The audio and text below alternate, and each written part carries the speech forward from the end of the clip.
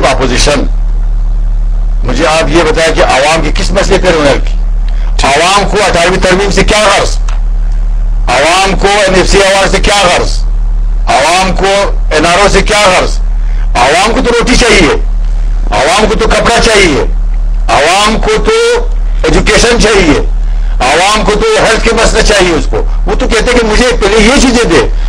अब साहब आप भूखे पेट नहीं लड़ सकते हो, आपका पेट जब भूखा होगा कुछ नहीं कर सकते हो। जब आप किसी के पेट को भरेंगे तब वो आजाद सोचेगी मैं यहां तक कहूंगा, मुझे एक आधा मिनट दे, मैं यहां तक कहूंगा कि आप आजादाना वोट भी आवाम से उस वक्त ले सकते हो जब आवाम के मसाइल आप हल करोगे। आवाम जब मसाइल ही नहीं है उसकी बेचारे की, उसको पेट का मसला है, हम 62 साल में पेट का मसला नहीं हल कर सके, ठीक, जब ये पेट का मसला आप हल करोगे तब वो जो है आजाद सोच सकेगा, आजाद वोट भी देगा, किसी के जरिए सब नहीं आएगा। ये बात बड़ी अहम की है, इस पर हम छोटा सा ब्रेक लेना, ब्रेक के बाद वापस आएंगे तो ये बात इस पर जारी रखेंगे। नाजरीन और मारवी मेमन से भी ये पूछेंगे कि क्या जब तक आवाम के पेट में रोटी जाएगी तब तक उन्हें इंसाफ नहीं मिलेगा, तब तक वो अपना हक के राय दही सही तरह से इस्तेमाल नहीं कर सकते। क्या ये बात फिलोसॉफिकली दुरुस्त है? और ये भी मारवी मेमन से पूछेंगे कि वो मुसलसल काला सूट पहनकर पिछले कुछ अरसे से आवाम के हर मुजाहरे में क्यों शिरकत कर रही हैं। इस पर बात करेंगे एक ब्रेक के बाद।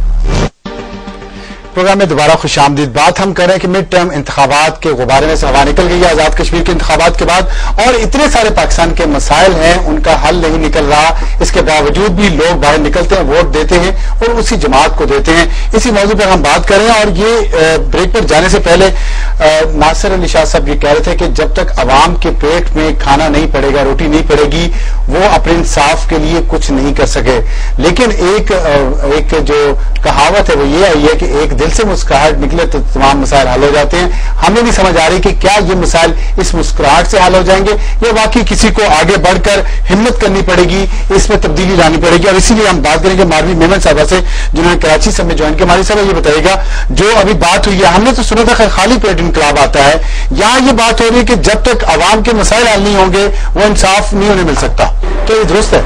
I actually disagree. I think main जो इंग्रेडिएंट है इस इंकलाब का, वो जब इश्यूज बहुत ज्यादा बढ़ जाते हैं, टिपिंग पॉइंट आता है, एक फाइनल लिमिट आती है हर एक की, टेम्परेचर जब बहुत ज्यादा ओवर बॉयल हो चुका होता है, जब बर्दाश्त से बाहर होता है, और जब अच्छी क़यादत उसको जो है यूनिफाइड करके उसको एक सही डायरेक्शन लेके जाती है, तब वो इंकलाब आता है। बात ये है कि आपने शुरू में बात की थी कि बागियों की, मैं अपने आप को अब बागी नहीं समझती, क्योंकि अगर मैं 2 महीने बागी थी जब मेरी पार्टी पॉलिसी से मैंने इख्तिलाफ किया था, तो अब मैं आज़ाद हूँ, अब मैं खुली फिजा में हूँ, मैं रोडों पर हूँ, मैं अपने मायूर अपने अवाम के साथ हूँ, और मैं खुल के सियासत कर रही हूँ। मैं सही बारे में कई इशूज के बारे में बात पहले भी करती थी, लेकिन अब मैं खुल के कर सकती। अच्छा, आपने कहा मायूर के साथ आपके जी कि आप ये मुसलसल काला सूट पहन के, यही चादर पहन के बार बार हर जगह क्यों आ रही हैं, टीवी टॉक्स में थोड़े जंगी हालात हैं और काफी आवाम जो है तड़प रही है।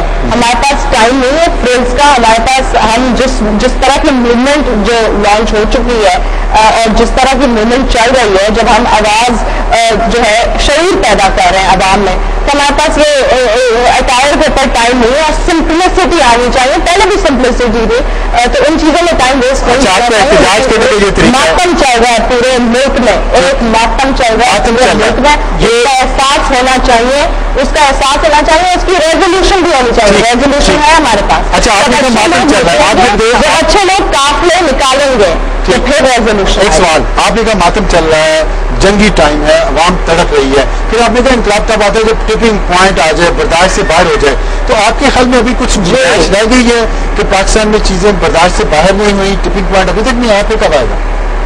टिपिंग पॉइंट आ चुका है, अच्छी क़यादत बाहर निकल रही है। जब अच्छी क़यादत बाहर निकलेगी और उसको लीड करेगी सही डायरेक्शन में, तो वो एक इंकलाब की सूरत हाल आएगी। और वो शऊर की जो बात कर रहे थे ना अभी जो आपके सामने, तो मैं उसी शऊर की बात करना चाह रही हूँ कि आप शऊर दो लोगों में, आप ये मैं मायूसी नहीं फैला रही, मैं कह रही हूँ ये इशूज है, आपके पास चॉइसेस पहले नहीं थी, अब चॉइसेस आ गई है, सही फैसले करें और अपने सही फैसलों को जाहिर करें। और अभी बहुत प्यारी बात अभी आपके सामने अभी हुई कि ये जो आई थिंक हाशमी साहब ने की تو یہ عوام ہی وہ مسیح بنے گی. تو وہ عوام جب اپنے جو ہے فیصلے خود کرنا شروع کرے گی اور جب اچھے قیادت اس کو جو ہے اس ڈائریکشن میں لے کے جائے گی, یہ ٹپنگ پوائنٹ جو آ رہا ہے, جو آ چکا ہے, وہ اس انقلاب کی صورت میں ہوگا. ٹائم جو ہے اس ٹکنگ ایوری ڈے جو ہے ایکسچیکر خالی ہوتا جا رہا ہے. اس لیے یہ مڈ ٹرم کا غبارہ جو ہے یہ خالی یہ جو ہے نہیں پھٹا ہے. اور وٹ ایور ابھی جو اسٹیٹمنٹ آئی ہے, یہ پولیٹیکل ایکٹرز جو باتیں کرتے ہیں ان پولیٹیکل ایکٹرز کو بتانے کی ضرورت ہے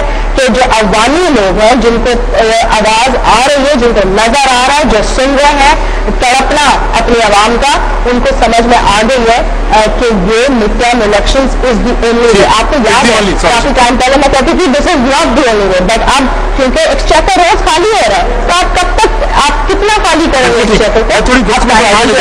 اب سے پیسے لینے کی ضرورت ہے. آج بھی سے یہ کہے گا, ابھی جو ماروی نے کہا کہ برداشت سے باہر ہو چکی ہیں چیزیں, ٹپنگ پوائنٹ آ چکا ہے, آپ کے خیال میں ٹپنگ پوائنٹ آ چکا ہے؟ دیکھیے وہ تو ایک طے شدہ بات ہے کہ پاکستان کو جتنے مسائل کا سامنا آج کرنا پڑ رہا ہے, وہ یقیناً دنیا میں تحریکیں چل رہی ہیں, یونان میں بھی چل رہی ہے, اسپین میں بھی چل رہی ہے, یورپین کنٹریز میں بھی ایک ان کے اندر بھی ایک احتجاج کی کیفیت چل رہی ہے. لیکن پاکستان تو جب سے بنا ہے, اس کو قیادت جو بھی ملی ہے لوگ گن رہے ہیں, لیکن میں سمجھتا ہوں کہ وہ قوم کو آگے لے جانے کا فریضہ جو ان کے اوپر تھا وہ انہوں نے ادا نہیں کیا, بلکہ بدقسمتی ہوئی. بہت بڑے بڑے لیڈر تھے اور انہوں نے بھی قوم کو آگے لے جانے کی بجائے بیچ میں دہار کے چھوڑ کے چلے گئے.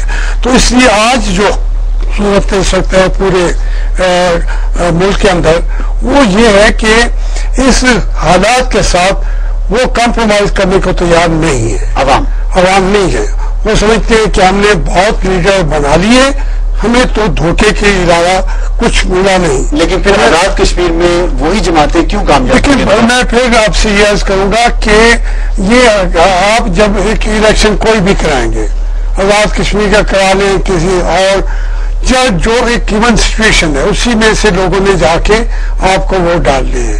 اب وہ ووٹ جو آپ نے کشمیر کی بات کی, اس کے اندر آپ as a party, people party نے اپنی ورکنگ کی, کام کو آگے بڑھایا. ہماری پارٹی لاسٹ مومنٹ پہ آئی, مسلم کانگریس پیچھے ہٹ گئی, تو وہ تو ہمیں کس کو پتہ نہیں تھا کہ آرام سے پیپل پارٹی کو ووٹ پڑ جائیں گے, ہر آدمی سمجھتا تھا. لیکن بات یہ ہے کہ اس کو آپ ہمیشہ کے لیے مثال بنا کے پیش نہیں کر سکتا. ہاں اگر آپ اپنے انتخابات پھر اسی طرح سے کرانے ہیں تو لوگ جو ہے وہ اسی طرح سے کیا مراد, جو ریلیٹو ریگنگ ہے اس کو ایڈوائز کر دیں گے تو پھر رزلٹ بھی ایسی ہو. جو خامیاں ہیں نظام میں اگر وہ بہتر ہوگی تو عوام اپنا حق رائے دہی ان کا صحیح نظر بھی آئے گا. ناصر صاحب ایک چھوٹا سا بریک لے لوں, اس کے بعد آئیں گے تو ناصر علی شاہ صاحب سے پوچھیں گے کہ کیا یہ ریگنگ ہی کی وجہ سے پاکستان پیپلز پارٹی کامیاب ہوئی ہے آزاد کشمیر میں, جو سسٹم میں خرابیاں ہیں, یا اس کے پیچھے اور بھی وجوہات ہیں؟ اس پر بات کریں گے ایک بریک کے بعد.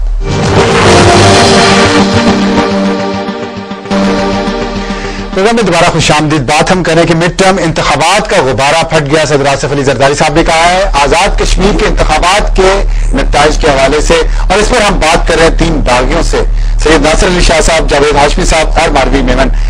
ناصر علی شاہ صاحب, بریک پر جانے سے پہلے آپ کے لیے ایک سوال ہم چھوڑ کے گئے تھے کہ جو جاوید ہاشمی صاحب نے بات کی کہ ریلیٹو ریگنگ ہوئی ہے ان انتخابات میں, یہ کوئی بیرومیٹر نہیں ہے یہ جج کرنے کا کہ عوام جو ہے اس حکومت سے یا اس نظام سے خوش ہیں, اور اگر یہ ریلیٹو ریگنگ چلتی رہی اسی طرح کی جو دھاندلیاں ہیں تو پھر نتائج وہی آئیں گے. آپ کے خیال میں یہ ریلیٹو ریگنگ اصل پرابلم ہے, دھاندلی اصل پرابلم ہے, یہ لوگوں میں شعور نہیں ہے, لوگوں کو بیوقوف بنایا جاتا ہے؟ افسر صاحب, اس سے پہلے کہ میں اس کو آپ کی جواب دوں, آپ نے کہا کہ یہ تین باغی, میں تو اپنے طور کلیئر کروں کہ میں باغی نہیں ہوں. میں پاکستان پیپلز پارٹی کا رکن ہوں, قومی اسمبلی کے ممبر ہوں, اور پاکستان پیپلز پارٹی کی اس منشور سے, شہید ذوالفقار بھٹو کی سوچ سے اور بی بی کی سوچ سے وابستہ ہوں. یہ آپ کے لیے میں تھوڑا سا پہلے کلیئر, بی بی کے بعد والی سوچ سے وابستہ نہیں ہے. تو اب آپ نے ریگنگ کی بات کی. اب سب سے بات یہ, مجھے آپ بتائیں کہ 1977 کے بعد جتنے بھی الیکشن ہوئے ہیں, کیا اس میں ریگنگ نہیں ہوئی, کہ کیا وہ فیئر اینڈ فری الیکشن ہے؟ صحیح ہے. ہر پارٹی یہ الزام لگاتی ہے. اور جب کوئی پارٹی ہار جاتی ہے وہ لازماً اس کو کوئی بہانہ نہیں ہوتا پھر کہہ دیتا کہ وہ ریگنگ ہوئی ہے. ٹھیک ہے. بات اصل میں یہ ہے کہ ہم نے سیاسی کلچر کو تبدیل کرنا ہے. کیسے؟ سیاسی کلچر کو آپ نے ایجوکیٹ کرنا ہے. آپ نے پہلے بھی کہا آپ نے سیاسی کلچر تو سیاستدانوں کا کام تھا ایجوکیٹ کرنا.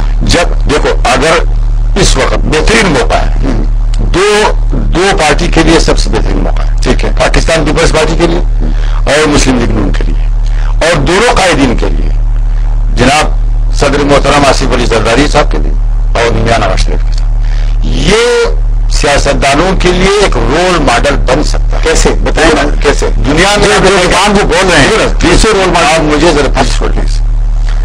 ہر فیلڈ میں کسی نہ کسی کو رول ماڈل ہوتا ہے, چاہے وہ اسپورٹس میں ہو چاہے وہ کسی بھی شعبے سے تعلق رکھتا ہو.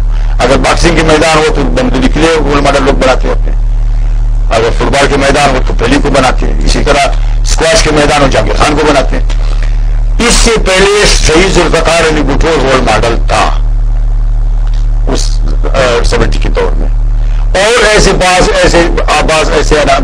بڑے بڑے اشخاص جو 70s میں سیاست کرتے تھے, میں خان عبد الولی خان کے نام لیتا ہوں, اپوزیشن سے تعلق رکھتے تھے. مطلب یہ لوگ رول ماڈل تھے لوگوں کے لیے, یہ اصولوں کی سیاست کرتے تھے, یہ پالیٹکس کرتے تھے, پالیٹکس کو ایک معتبر چیز سمجھتے. اب کیا ہے پلیز آپ مجھے کہنے دے رہے